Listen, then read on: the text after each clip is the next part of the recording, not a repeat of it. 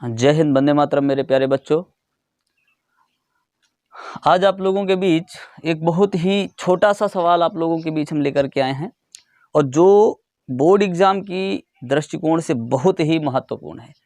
हम ये नहीं कहते हैं कि यही प्रश्न आएगा, लेकिन ऐसा ही एक प्रश्न आपके बोर्ड एग्जाम में अवश्य आएगा, इसलिए आप लोग इसको बिल्कुल बहुत ही मन से समझिएगा। है वैसे बहुत ही सीधा और साधारण सा प्रश्न, लेकिन फिर भी हल करेंगे, ठीक है। आप लोगों को बताया गया होगा कि कोई भी यदि द्विघात समीकरण, इसमें देखो सवाल पहले हमारे पास जो दिया गया उसको पढ़ लेते हैं। कहता है कि समीकरण x² - 7x + 12 = 0 के मूलों के व्युत्क्रमों का योगफल ज्ञात कीजिए। मेरे प्यारे बच्चों, बहुत ही सिंपल सा फंडा है इसमें। आप लोगों को पहले मूल, बच्चे करते क्या है कि पहले मूल ज्ञात करते हैं इसके बाद उसका व्युत्क्रम करते हैं, फिर उसका योगफल ज्ञात करते हैं। ऐसा नहीं करना है आप लोगों को, बहुत ही सिंपल तरीके से हल करना है। मान लीजिए हमारे पास कोई एक मानक द्विघात समीकरण है, हमने लिख लिया ax² + bx + c = 0 और इस द्विघात समीकरण के दो मूल अल्फा और बीटा हैं, ठीक है। इसके दो मूल अल्फा और बीटा हैं। तो मेरे प्यारे बच्चों, आप लोगों को बताया गया होगा कि मूलों का योगफल, अगर हमें डायरेक्टली मूलों का योगफल ज्ञात करना है तो मूलों का जो योगफल होता है अल्फा प्लस बीटा बराबर होता है -b/a। और इसी प्रकार मूलों का जो गुणनफल होता है वो इस मानक समीकरण के अनुसार यानी अल्फा गुणे बीटा बराबर जो होता है वो होता है c/a। इतनी बात आप लोगों को समझ में आ रही होगी। अगर हम यहाँ पर इस पूरे द्विघात समीकरण को देखें तो यहाँ पर a का मान जो दिया गया है 1 दिया गया है, b का मान -7 दिया गया है और c का मान 12 दिया गया है। तो लिख सकते हैं, क्या लिख सकते हैं कि चूंकि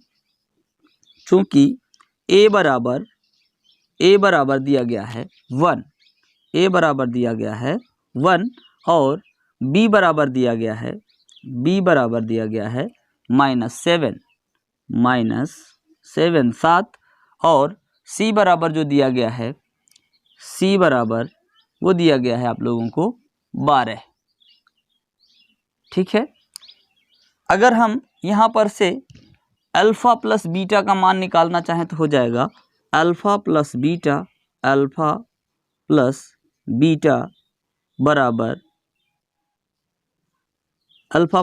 बराबर माइनस, अब भाई माइनस है तो माइनस लगाएंगे, माइनस और b का मान जो दिया गया वो दिया गया -7/a का मान दिया गया है 1। इतनी बात आप लोगों को समझ में आ रही होगी। माइनस से माइनस का गुणा कराएंगे हो जाएगा प्लस और 7/1 नहीं लिखा जाता, तो भाई अल्फा प्लस बीटा का मान आ गया 7। इतनी बात आप लोगों को समझ में आई। अल्फा इंटू बीटा c/a और इसी प्रकार हमने रखा तो हो जाएगा अल्फा इंटू बीटा बराबर यानी अल्फा गुणे बीटा बराबर 12 है और बटे में 1, चूंकि a का मान 1 दिया गया है। अगर हम इसको भी लिखने चाहें तो लिख सकते हैं 12। इतनी बात आप लोग समझ में आई, ठीक है। और अगर हमें पूछा जा रहा है, कह रहा है इनके व्युत्क्रमों का, भाई अल्फा और बीटा हमारे द्विघात समीकरण के इस वाले के मूल हैं, तो इसके भी हमने मान लिया कि इसके भी दो मूल अल्फा इंटू बीटा हैं, है ना। इसके बाद हमने क्या किया कि इनको व्युत्क्रम कर लिया, भाई पलट देंगे। पलटने के बाद जैसे ही हम इनको लिखेंगे तो क्या हो जाएगा भाई, देखते हैं, है ना। क्या करते हैं कि इन दोनों मूलों को हम पलट लेते हैं। चलिए, जैसे ही हम पलटते हैं तो हो जाता है हमारे पास 1/अल्फा और दूसरे को जैसे ही पलटते हैं तो हो जाता है 1/बीटा। जैसे हमने इन दोनों को ऐसे लिखा तो इन दोनों को हल कर लेंगे भाई।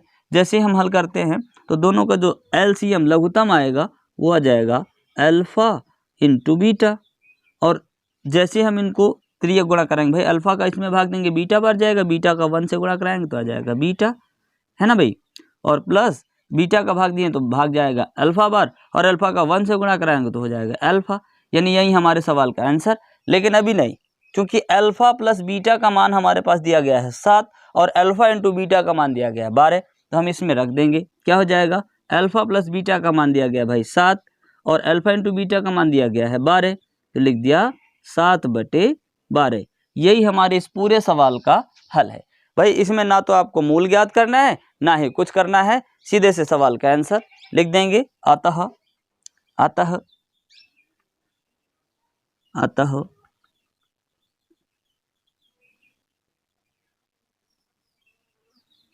अतः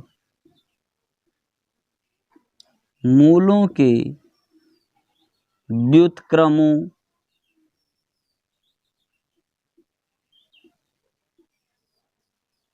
का योग फल 7/12 होगा। कितना अच्छा सा सवाल था, है ना मेरे प्यारे बच्चों। आप लोगों को समझ में भी आया होगा। अगर आप लोगों को ये सवाल समझ में आया है तो मेरे इस वीडियो को लाइक करें, अपने दोस्तों में शेयर करें और हमारे चैनल को सब्सक्राइब करें। धन्यवाद।